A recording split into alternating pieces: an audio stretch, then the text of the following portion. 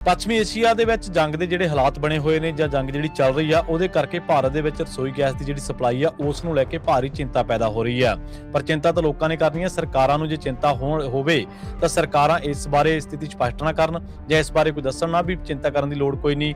ਅਸਲ ਦੇ ਵਿੱਚ ਹਰਦੀਪ ਸਿੰਘ ਪੁਰੀ ਜਾਂ ਜਿਹੜੇ ਇਸ ਸੰਬੰਧਿਤ ਮੰਤਰਾਲੇ ਦੇ ਜਿਹੜੇ ਮੰਤਰੀ ਨੇ ਜਾਂ ਸਰਕਾਰ ਉਹ ਹਾਲੇ ਤੱਕ ਇਹ ਗੱਲ ਸਪਸ਼ਟ ਕਰ ਹੀ ਨਹੀਂ ਸਕੇ ਕਿ ਜੇਕਰ ਕਿੱਲਤ ਪੈਦਾ ਹੁੰਦੀ ਹੈ ਤੇ ਉਹਨਾਂ ਦੇ ਕੋਲੇ ਕੀ ਬਦਲ ਮੌਜੂਦ ਹੈ।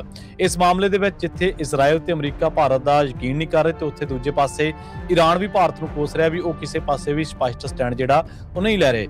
ਇਸ ਟਾਈਮ ਹਾਲਾਤ ਇਹ ਨੇ ਕਿ ਭਾਰਤ ਜਿਹੜਾ ਸਟੇਟ ਆਫ ਹਾਰਮਜ਼ ਦੇ ਜ਼ਰੀਏ ਜਿਹੜਾ LPG ਸਪਲਾਈ ਮੰਗਵਾਉਂਦਾ ਹੈ ਉਸ ਇਲਾਕੇ ਦੇ ਵਿੱਚ ਜੰਗ ਕਰਕੇ ਇਸ ਸਮੁੰਦਰੀ ਰਸਤੇ ਦੇ ਵਿੱਚ ਵਿਘਨ ਪੈਣ ਕਰਕੇ ਜਿਹੜੀ ਗੈਸ ਦੀ ਆਮਦ ਪ੍ਰਭਾਵਿਤ ਹੋ ਚੁੱਕੀ ਆ।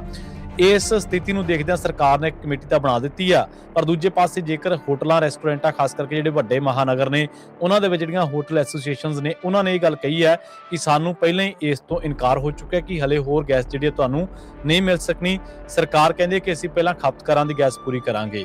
ਸੋ ਇੱਥੋਂ ਤੁਸੀਂ ਅੰਦਾਜ਼ਾ ਲਾ ਸਕਦੇ ਹੋ ਕਿ ਜੇਕਰ ਸਰਕਾਰ ਨੂੰ ਪਤਾ ਲੱਗ ਗਿਆ ਕਿ ਕਿੱਲਤ ਹੋਈ ਹੈ ਤੇ ਸਰਕਾਰ ਇਹਦੇ ਤੋਂ ਇਨਕਾਰ ਕਿਉਂ ਨਹੀਂ ਕਰ ਰਹੀ। ਦੂਜੇ ਪਾਸੇ ਪੰਜਾਬ ਦੀ ਜੇ ਗੱਲ ਕਰੀਏ ਤਾਂ ਪੰਜਾਬ ਦੇ ਵਿੱਚ ਇਸ ਟਾਈਮ ਵਿਆਹਾਂ ਦਾ ਸੀਜ਼ਨ ਜ਼ੋਰਾਂ ਤੇ ਹੈ। ਗੈਸ ਦੀ ਕਿੱਲਤ ਨੇ ਸਭ ਦੇ ਫਿਕਰ ਵਧਾਏ ਹੋਏ ਨੇ।